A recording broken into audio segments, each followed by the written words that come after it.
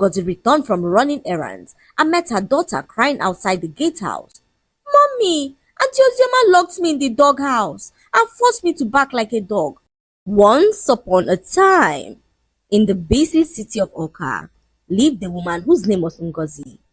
Ngozi was not just any woman. She was an extremely wealthy woman who married a multi-billionaire. A woman who single-handedly built a mansion for her best friend and sponsored the luxury lifestyle that her friend lived. Ngozi was a force to reckon with. Her husband treated her like a queen, and everyone in Oka envied the kind of love that they shared. A love that made her husband trust her to the extent of making her a co-signatory to all of his accounts. Ngozi was indeed a lucky woman. Her best friend Ozioma was so supportive and kind. Whenever Ngozi needed her, she was there, and Ngozi could not help but show her appreciation to her. She built her a house and even got her a car that cost millions. Ngozi could not fathom why her best friend would live in a dilapidated house when she, Ngozi, had the money to transform her life. She was of the opinion that wealth meant nothing if the people you loved were still suffering, so Ngozi carried Ozioma along everywhere. If Ngozi traveled, Ozioma traveled as well. If she shopped, Ozioma also had a bag full of items with her favorite things. People even thought that they were sisters, considering the fact that they even looked so much alike. However, Ngozi had an only sister who cut her off so many years ago. Her name was Buchi, and she ran a small restaurant in town. All efforts by Ngozi to help her sister scale her business ended in futility as Buchi refused every form of help from her, claiming that she wanted nothing to do with her sister. "Keep your money, you pretender. You think I don't know what all this is about?" she said to Ngozi, who did everything within her power to make her sister tell her what the problem was, but Buchi was not willing to spill. She distanced herself from Ngozi, while Ngozi poured out all her love on Ozioma, treating her not only as a friend, but as a sister that she no longer had. She poured out all her love on her, paying her bills and funding her luxury lifestyle, so much so that Ozioma had no reason to work.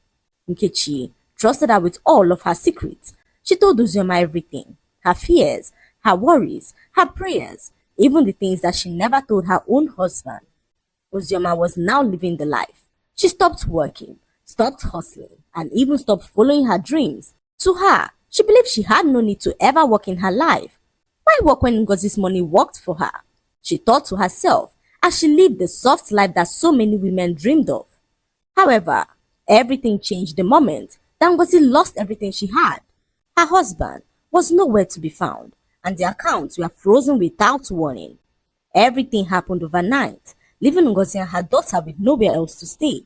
They arrived at Ozioma's home, hoping to get help from her, but what awaited them in that moment was far colder than ice. Ozioma, opening the door slowly, looked Ngozi up and down, then glanced at the small bag that she carried and her daughter standing next to her.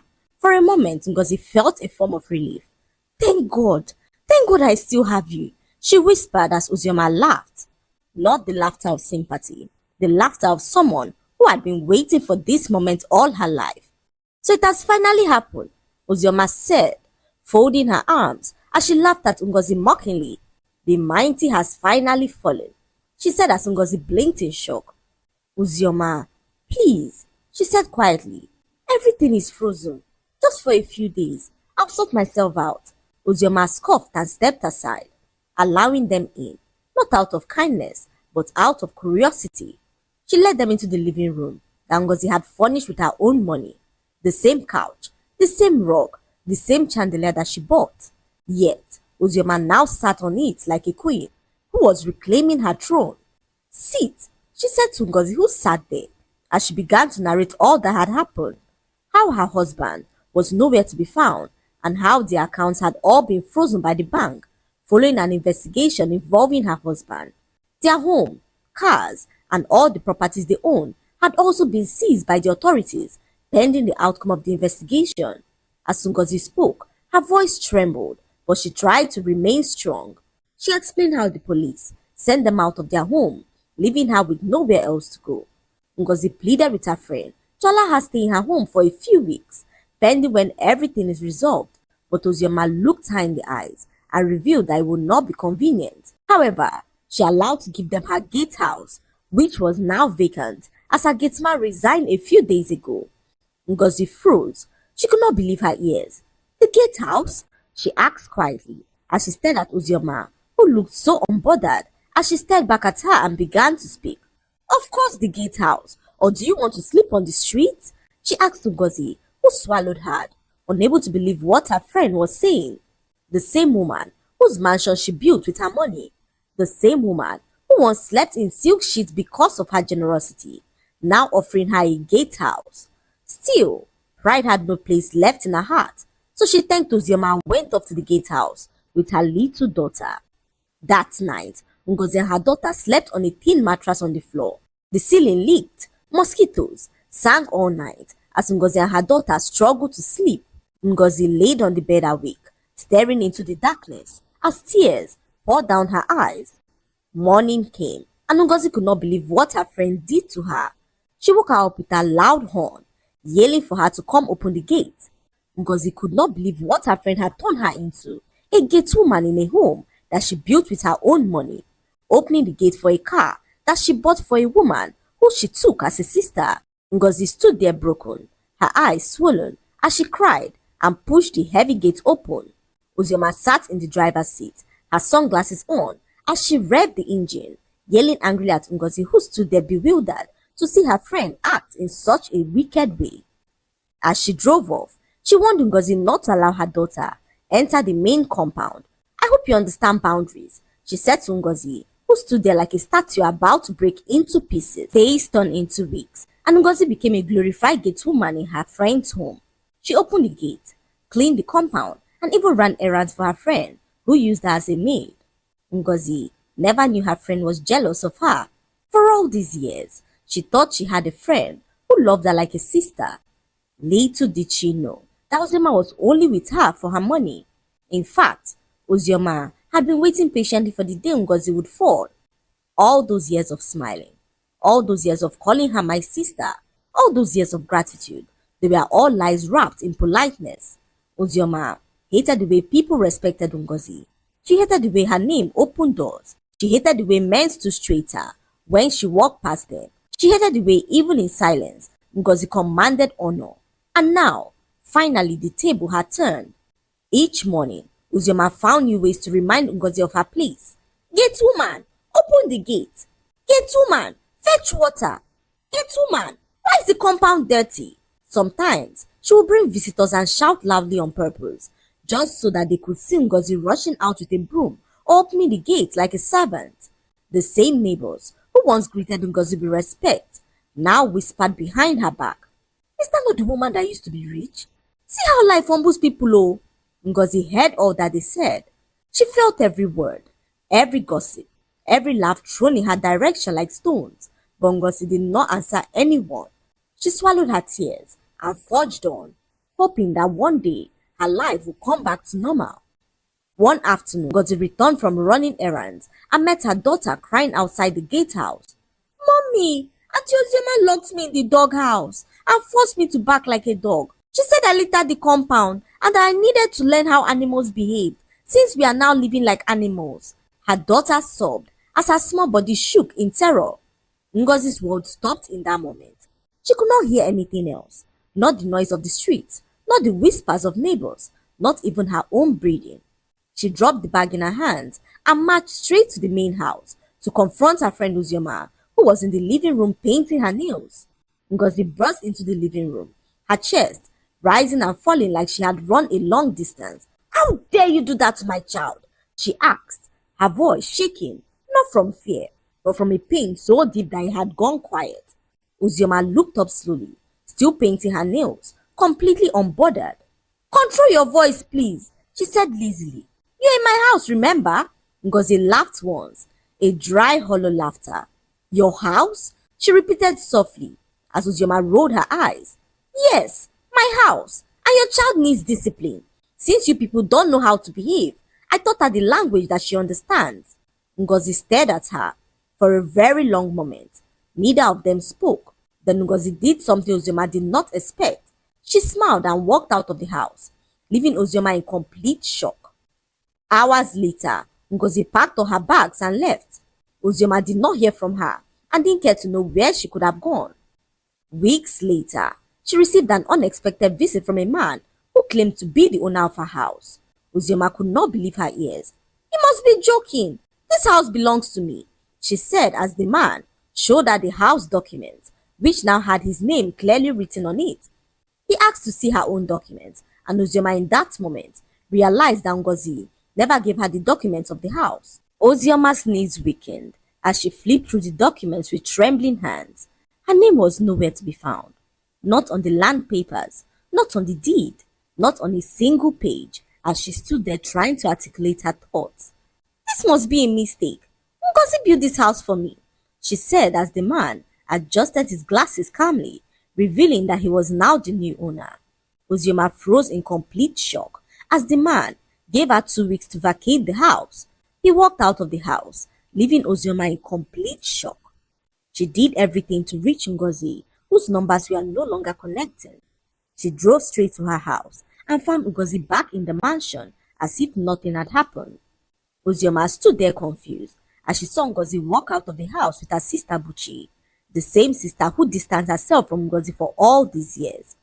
What she did not know was that her evil had been exposed. That evening, as Ngozi was leaving Ozioma's house, she received a call from her sister Buchi, who asked to see her urgently. Ngozi went straight to her sister's restaurant and met her sister, who was so shocked to see that she was homeless. Buchi had a dream that her sister Ngozi, as well as her husband, were locked up in a hut surrounded by trash. It was like a refuse dump, and Buchi knew that something serious was happening to her sister. So, she approached her pastor and told him the dream that she had. The pastor prayed with her and revealed that her sister was under a spiritual attack. He revealed that her sister's best friend was the one behind everything that was happening. The pastor revealed to Buchi that Ozioma was the one behind the attacks that she had so many years ago that made her distance herself from her sister. "Your sister is not the enemy," the pastor said slowly, revealing that the face that she saw in her dream so many years ago, attacking her spiritually, did not belong to her own sister. He revealed that her sister's best friend, the same one responsible for her sister's current predicament, was the one behind the attacks. She wanted to keep you away from your sister, to make way for her to enjoy your sister's wealth. So she went diabolical and made you have dreams where your sister was trying to kill you on several occasions.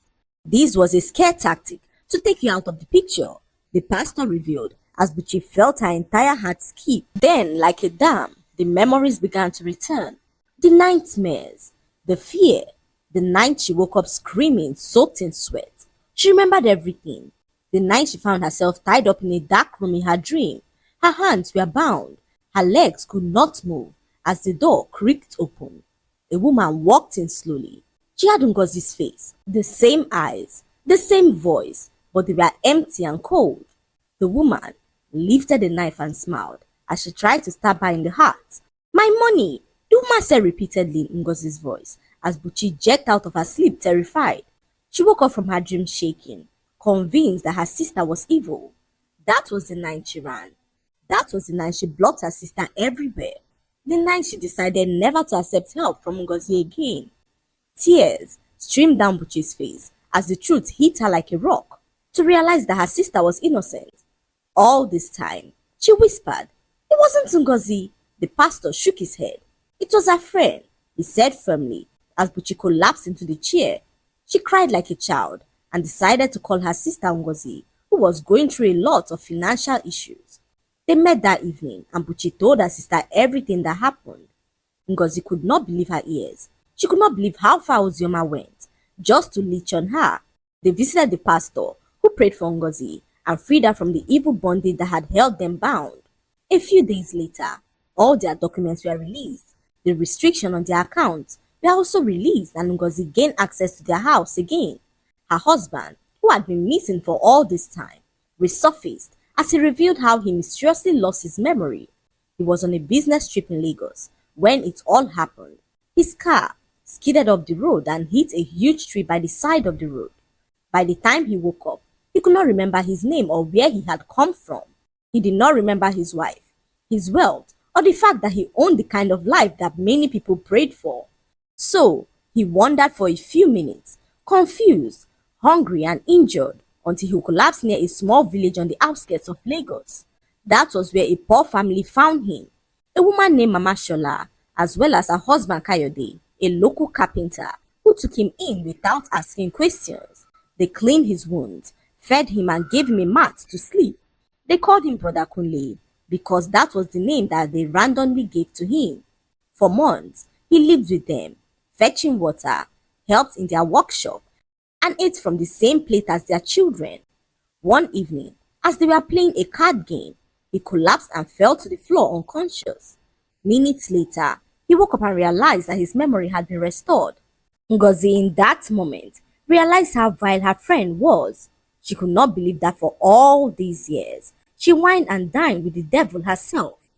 From that day on, Ngozi cut Uzioma off completely.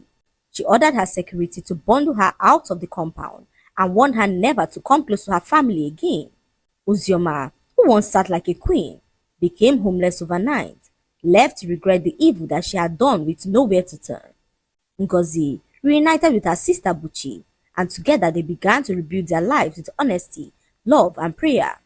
When Ngozi's husband fully recovered and their wealth was restored, he did not forget the poor family who sheltered him in his darkest days. He bought them a house and gave them a better life. And so, the woman who chose kindness rose again, while the one who chose wickedness lost everything that she worked for. For in the end, evil may hide for a while, but it never escapes justice. The lesson to be learned from these stories is that not everyone who smiles with you loves you, and not every friend is sent to help you. Jealousy can hide behind kindness, and evil can wear the face of loyalty for years.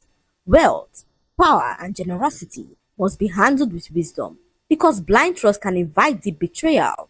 This story also teaches that family bonds should never be easily broken by fear, lies, or manipulation, and that no matter how long evil operates in secret, the truth will always surface. In the end, kindness is rewarded, wickedness is exposed, and those who chose cruelty will eventually face the consequences of their own actions. I hope you enjoyed this story.